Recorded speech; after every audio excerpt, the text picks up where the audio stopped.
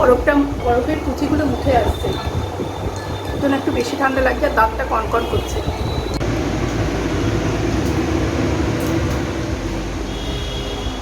রান্না শুরু করে দিয়েছি। কি কি রান্না হচ্ছে দাঁড়াও দেখাচ্ছি তোমাদেরকে। তো আজকে আমি রান্নাঘর থেকেই আমার ব্লগটা শুরু করলাম। তো চলো সঙ্গে থাকো, দেখতে থাকো।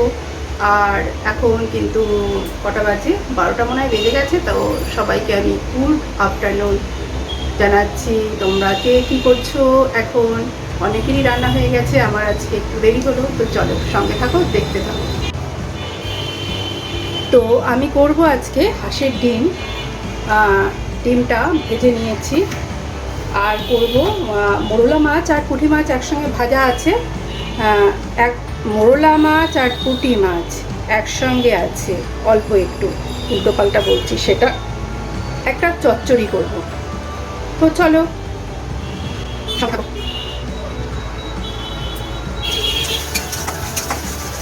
এখানে পেঁয়াজটা লাল হয়ে গেছে আমার।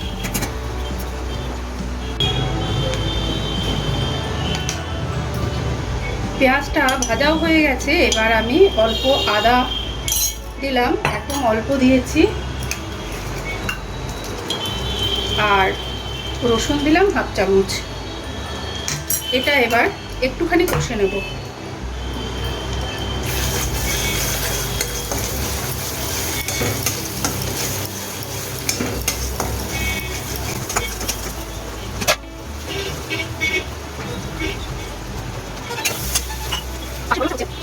পাশের ওভেনে মোরলা মাছটা হচ্ছে, সেই রেসিপিটা কিন্তু আমি দেখাচ্ছি না, কেননা মোরলা মাছের রেসিপি আমার অনেকগুলো আছে। তো সেই প্রসেসেই আমি করব। শুধু নামানোর আগে আজকে ভাবছি একটু সর্ষে বাটা দেবো। তো চলো তোমরা সঙ্গে থাকো, দেখতে থাকো আমার ব্লগ। এটা মোটামুটি ভাজা হয়ে গেছে। বেশি ভাজা হলে আদা আর রসুনটা তেতো হয়ে যাবে। তো এবার আমি একটা গুঁড়ো মশলার, দেখো এই যে গুঁড়ো মশলার মিশ্রণ করে রেখেছি, যে যা যা গুঁড়ো মশলা দেয়, তো সেটা দিয়ে দিলাম। এটা এবার একটু লো ফ্লেমে কষাবো। তো হতে থাক।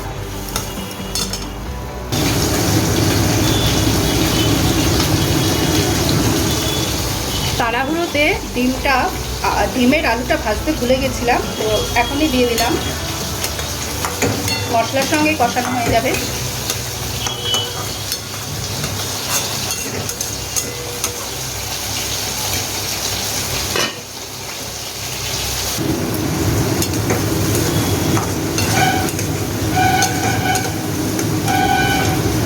একদিকে ডিমটা হচ্ছে আর আরেকদিকে এই মোরলা মাছ বসিয়েছি। আর দেখাচ্ছি, ডিমটা ঢাকা দিয়ে দিই, হতে থাক। মোরলা মাছটাও ঢাকা দিয়ে দিই, হতে থাক। আর একদিকে হচ্ছে এই বাসন আছে, বাসনগুলো আমি মাজবো। তো এখন কথা, আমি এইগুলো সব দেখালাম কেন? একদিকে ডিম, একদিকে মাছ, একদিকে বাসন মাজা। তো একা হাতে একসঙ্গে পরপর পরপর কী করে কাজ করতে হয় গুছিয়ে, সেটা দেখার জন্য আমি এটা বললাম। তোমরা তো দেখবে না, তোমরা তো শিখবে না। তোমরা কি শিখবে বলো তো? তোমরা গালাগাল শিখবে। তো যাও, গালাগালির চ্যানেল আছে, গালাগালির ভিডিও আছে, সেখানে যাবে। তাই তো, কেননা ওখানেই তো ভিউজগুলো হয়। আমাদের এই যে শিক্ষামূলক কীভাবে একার হাতে গুছিয়ে একসঙ্গে কাজ করতে হয়, এগুলো তো তোমরা দেখবে না। দেখবে কি? তাহলে দেখো, অলওয়েজ ওয়েলকাম তোমাদের। তো তোমরা দেখতে থাকো আর আমি আমার কাজ করি।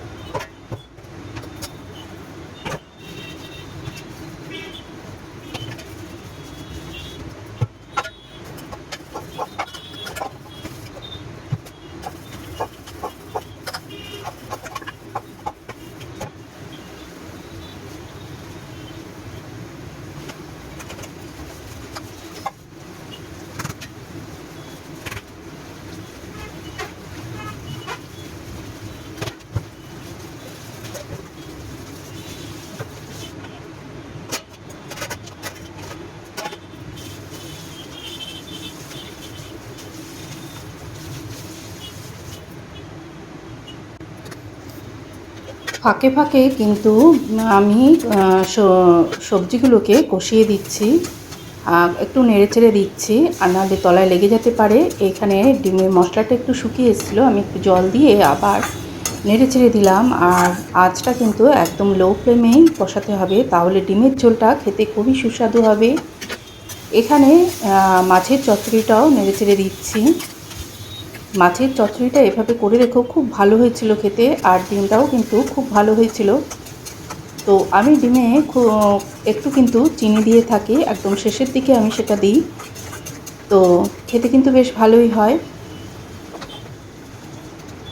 তো এবার পরিমাণ মতন জল দিয়ে দিচ্ছি, যতটা জল লাগবে, যেহেতু দুবেলা ঝোল ওর জন্য সেরকম দিলাম। আর এখানে কিন্তু অল্প আমি ঝোল দিয়েছি, আর মাছগুলোকে আমি দিয়ে দিলাম ঝোলে। ঝোলটা ফুটে উঠেছে, এবার ঢাকা দিয়ে রাখবো, সব কিছু একদম সুন্দর করে সুসিদ্ধ হওয়া পর্যন্ত অপেক্ষা করব। এদিকে ডিমের মধ্যে ঝোলের মধ্যে ডিমটা ছেড়ে দিলাম, দিয়ে এবার আমি আবার ঢাকা চাপা দিয়ে দেবো, যাতে ভালো করে সব সুসিদ্ধ হয়ে যায়। এমনিতেই কষতে কষতে সিদ্ধ হয়ে গেছিলো। ওদিকে আমি চিনিটাও দিয়ে দিলাম অল্প।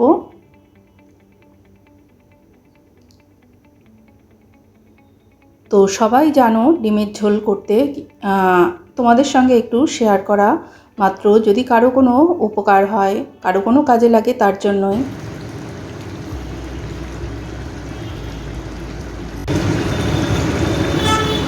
মাছে একটু ছোটো মাছটায় একটু ধনে পাতা দেবো। দেখো ধনে পাতার কি অবস্থা, ঠিক করে রাখিনি যেহেতু, তার কি অবস্থা। এটাকে দেখে ধুয়ে কাটি, এটা যদি ধুয়ে গোড়াটা কেটে টিফিন বক্সে রেখে দিতাম, তাহলে কিন্তু এরকম থাকতো না, একদম টাটকা থাকতো। আমার দোষেই হয়েছে, তো যাই হোক।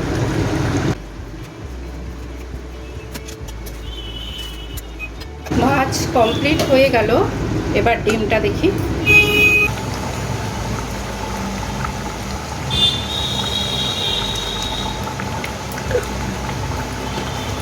গোলমরিচের গুঁড়ো দিলাম নামানোর আগে, আর একটু গরম মশলা দেবো, অল্প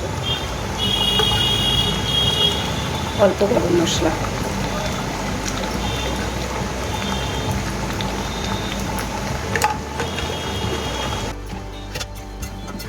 যতটা ঝোল দরকার আমার ততটা হয়ে গেছে, এবার আমি বন্ধ করে দেবো। এই বন্ধ করে স্ট্যান্ডিং টাইমে রেখে দেবো। ব্লগটা শেষ করা হয়নি, তো চলে এসেছি ব্লগটা শেষ করতে। কাজকর্ম তো দেখানো হয়ে গেছে দুপুরের, এখন সন্ধেবেলা চলে এসেছি ব্লগটা শেষ করতে।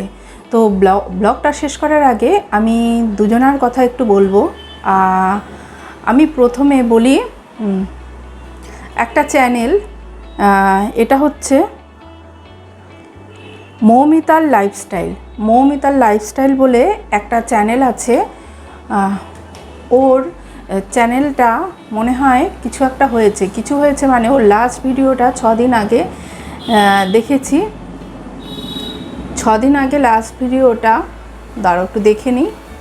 হ্যাঁ, ওর ভিডিওতে, ওর চ্যানেলে মনে হয় কোনো এত গাড়ি ঘোড়া ভিডিও করাই মুশকিল। ওর গাইডলাইন কোনো স্ট্রাইক পড়েছে, তো সেই নিয়ে ও খুব উত্তেজিত হয়ে আছে, কেননা এটাই স্বাভাবিক। আর গতকাল রাতে কাকুলির লাইভেও এসেছিল, সেখানে বলল যে ওর নাকি 3টে মানে স্ট্রাইক ইউটিউব দিয়েছে, ওর চ্যানেলটা পুরো শেষ। শুনে সত্যি ভীষণ খারাপ লাগলো যে একটা চ্যানেল, ওর 1000 সাবস্ক্রাইব পূর্ণ হয়ে গেছিলো। তো কী কারণটা ওই বহরমপুরে যে একটা ঘটনা ঘটেছিল রিসেন্টলি, কদিন আগে একটা, সেই ভিডিওটা ও মনে হয় দেখিয়েছিল। এবার সেটা ছিল ওর কোনো বন্ধুর ফোনে তোলা, কোনো কোথা থেকে ফোন মানে ভিডিওটা নেওয়া ছিল না, ওদেরই ভিডিওটা ছিল, মানে নিজস্ব ভিডিও।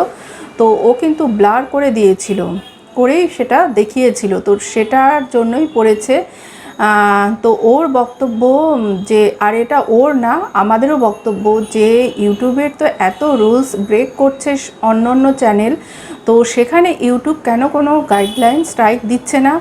এই যে একটা ডেলি লাইফস্টাইল ব্লগই ও দেখাতো দুটো বাচ্চা নিয়ে, আমি ওর এলভিতেও গেছি 2-1 বার, ওর ব্লগও আমি দেখেছি।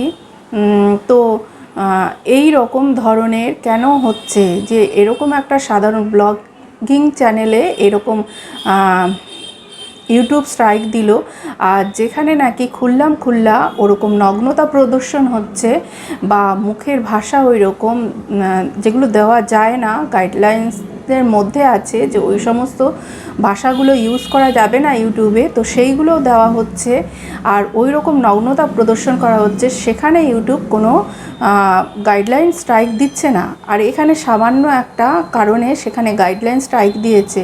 তো সত্যি এটা শুনে আমার মনটা ভীষণ খারাপ হয়ে গেল, আর মেয়েটা ভীষণ দেখছিলাম যে খুব মানে রেগে গেছে। রাগাটাই স্বাভাবিক, এটা আমার যদি হতো আমিও হয়তো রেগে যেতাম। তো তোমাদের কারো যদি কিছু জানার থাকে এই ব্যাপারে প্লিজ তাহলে একটা ভিডিও করে বলো যে কিভাবে এটা ঠিক করা যায়, বা কিছু আমি জানি না এই সম্বন্ধে যে এটা কি করে, যদি কারো এই ব্যাপারে কিছু জানা থাকে যে তোমরা ওকে যদি হেল্প করতে পারো তাহলে খুব ভালো হয়। প্লিজ তাহলে তোমরা একটা ভিডিও করে বা ওর চ্যানেলে কমেন্টে গিয়ে জানিয়ে দিয়ে এসো, কেননা ও এখন কোনো ভিডিও মনে আপলোড করতে পারছে না, যেহেতু 3টে স্ট্রাইক পড়ে গেছে। ও গতকাল লাইভে, কাকুলির লাইভে জানালো। তো এই গেল একটা ব্যাপার। আর আরেকটা ব্যাপার বলছি, 16 তারিখ, গত 16 তারিখ এনআরআই টিঙ্কুর কথা, যে দিদিভাই আছে তার চ্যানেলের নাম হচ্ছে এনআরআই টিঙ্কুর কথা, ওনার চ্যানেলে সবাই মিলে একটা সঙ্গীতা মানে সঙ্গীতা লাইফস্টাইল অ্যান্ড কুকিং বলে যে চ্যানেলটি ছিল, সঙ্গীতা বোন যে আমাদেরকে ছেড়ে চলে গেছে, ওই সঙ্গীতাকে নিয়ে একটা স্মরণসভা বা ওর মা আর ওর একজন কাছের যে ওকে দেখাশোনা করেছে শেষ সময়, তো তাদেরকে নিয়ে একটা লাইভ করা হয়েছিল, লাইভ অ্যারেঞ্জ করা হয়েছিল 16 তারিখ ওই টিঙ্কু দিদিভাইয়ের চ্যানেলে। তো 16 তারিখে তোমরা গেলে এখনও দেখতে পারবে সেই লাইভটা। তো সেটাতে ঠিক করা হয়েছিল সঙ্গীতা তো নেই, সঙ্গীতার মাকে কিছু যে যেমন পারে দিয়ে হেল্প করবে। তো তারই যেই কী বলবো ফোনপে বা এই ধরনের কিছু সঙ্গীতার চ্যানেলের কমিউনিটিতে দেওয়া ছিল, তো আর সেটা কাকলি আজকে কাকলির কমিউনিটিতে দিয়ে পোস্ট করেছিল। তো সেখানে একজন এসে কাকলিকে খুব বাজেভাবে বলেছে যে এটা আপনি করছেন, কেননা এটা আপনি সঙ্গীতার ফেক আইডি, এটা সঙ্গীতার ফেক আইডি, এখানে আপনি মানে মিথ্যে কথা বলছেন, এই টাকাগুলো আপনি নেবেন, এই ধরনের কিছু ফালতু কমেন্ট করেছিল। মানে মোদ্দা কথা কাকুলিকে পুরো ব্লেম দিচ্ছিল যে কাকুলি এটা ফেক করেছে, সঙ্গীতার নাম করে নিজেই টাকাটা নেবে বলে এরকম করেছে। তো সেখানে যাই হোক যথারীতি আমি কমেন্ট করেছি যে আপনারা এরকম না জেনে শুনে ফালতু কেন কমেন্ট করেন, ওই এনআরআই টিঙ্কুর কথা চ্যানেলে ওখানে গিয়ে দেখতে পারেন, এরকম একটা লাইভ হয়েছিল, ওখানে এরকম হয়েছিল। আর সঙ্গীতা চ্যানেলেও দেখতে পারেন যে এটা কমিউনিটিতে দেওয়া আছে। তো আমার কথা, কাকুলিকে সত্যি শুধু এরকম কেন যে ব্লেম দেওয়া হয় বার, তার উপরে এইরকম ব্লেমগুলো আসে। তো আপনারা একটু যারা এইসবগুলো করছেন একটু প্লিজ একটু দয়া করে একটু জেনে শুনে নিয়ে তারপরে করুন না, ভালো হয়। বারবার একটা মানুষের ওপর এইরকম ব্লেমটা কেন দিচ্ছেন? কবে কি ঘটনা ঘটে গেছে সেটাকে ধরে রেখে সেটাকে টেনে নিয়ে এসে মানে বারবার একটা জিনিস, একটা রাবারও যত টানা হয় একটা টাইম পর সেটা কিন্তু ছিঁড়ে যায়। লেবু কথাতেই আছে, লেবু কিন্তু কচলালে বেশি কচলালে তেতো হয়ে যায়। তো আপনারা সেই জিনিসটা কেন বারবার করছেন? কবে কি একটা ঘটনা ঘটে গেছে সেই ঘটনাটাকে নিয়ে এইরকম করে যাচ্ছেন। হ্যাঁ, এর আগে ওর অ্যাকাউন্ট নাম্বার দিয়ে রেখেছিল, হ্যান করেছিল, ত্যান করেছিল। আমি চিনি কাকুলিকে, আমি অনেক দিন ধরে দেখছি ও কি করেছে না করেছে সবই আমার জানা আছে। প্লিজ আমাকে বলতে আসবেন না।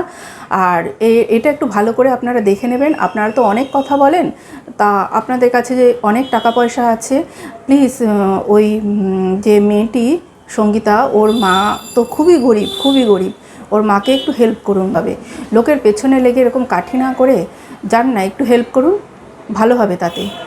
তো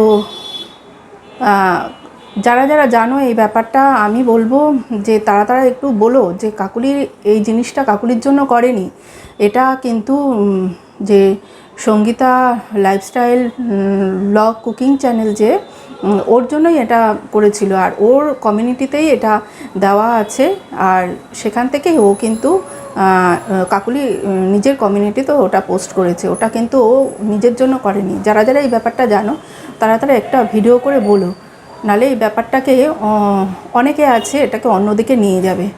তো আজকের মতন এই পর্যন্তই, আমি আমার ভিডিওটা শেষ করলাম। ভালো লাগলে একটা লাইক করো, সাবস্ক্রাইব করো আর আমার পাশে থেকো। তো টাটা আর গুড নাইট, ভালো থেকো তোমরা।